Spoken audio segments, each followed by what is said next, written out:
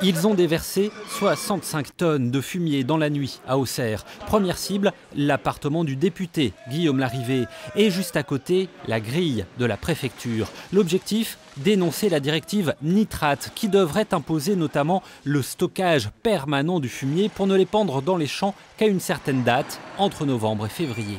Avec les nouvelles règles de la directive nitrate, les éleveurs vont plus être en capacité de stocker tout leur fumier. On leur demande d'agrandir leur capacité de stockage alors qu'ils ont déjà des trésoreries qui sont dans le rouge. Donc voilà, comme on ne peut plus le stocker sur les fermes, on l'amène ici.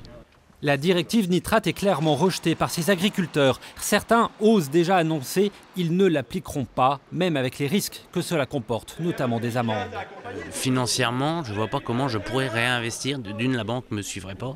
Et donc oui, la directive nitrate, réaménager des aires de stockage pour du fumier ou du lisier, non, c'est niette. Directement visé par le dépôt de fumier, le député Guillaume Larrivé est venu à la rencontre des manifestants. Il promet une première réunion de crise avec tous les représentants agricoles bourguignons le 30 octobre à Auxerre. Et il propose d'emmener une délégation de la région à Bruxelles. Lui aussi se dit remonté contre la directive.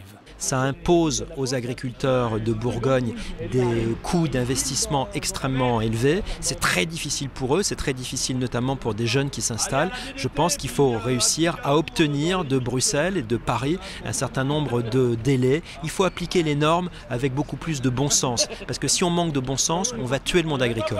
La France a déjà été condamnée en septembre par la Cour de justice de l'Union européenne pour les retards d'application de la directive. Les syndicats agricoles, eux, ont promis de ne pas en rester là.